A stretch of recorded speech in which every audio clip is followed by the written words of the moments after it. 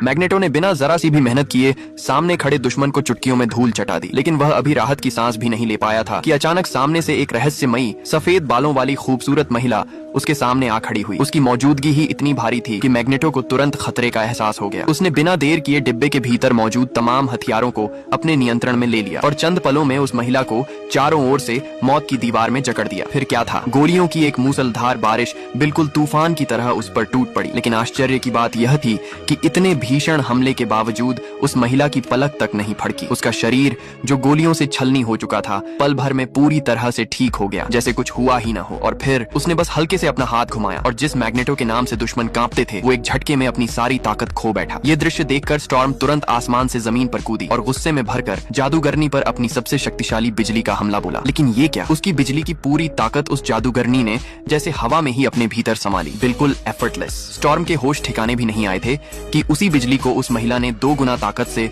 Storm पर ही वापस दाग दिया। अब जब एक एक कर सभी साथी ढेर होने लगे थे तो नाइट क्रॉलर ने अंतिम लड़ाई के लिए कमर कस ली। अपनी पल में गायब हो जाने वाली टेलीपोर्टिंग शक्ति से वह लगातार उस जादूगरनी के चारों ओर इधर उधर आता जाता रहा और कुछ ही सेकंड्स में उस पर हजारों वार कर डाले। लेकिन अफसोस, आखिरकार वह भी उस जादुई शिकंजे से बच न सका। अब जादूगरनी ने आखिरी स्टील डोर को भी फाड़ डाला और अब सामने था एक्समैन टीम का सबसे बड़ा फायर पावर, साइक्लॉप्स। उसने बिना वक्त गंवाए अपनी आंखों की लेजर को पूरी ताकत के साथ छोड़ दिया, लेकिन जादूगरनी ने सिर्फ एक हल्की सी हरकत में उसे भी पूरी तरह निष्क्रिय कर दिया। अब सब कुछ खत्म होता दिखाई दे रहा था। लेकिन तभी संकट की इस घड़ी में प्रोफेसर एक्स ने जीन ग्रे के भीतर सोई हुई फीनिक्स की शक्ति को जगा दिया और अब एक महायुद्ध, एक ब्रह्मांडीय टक्कर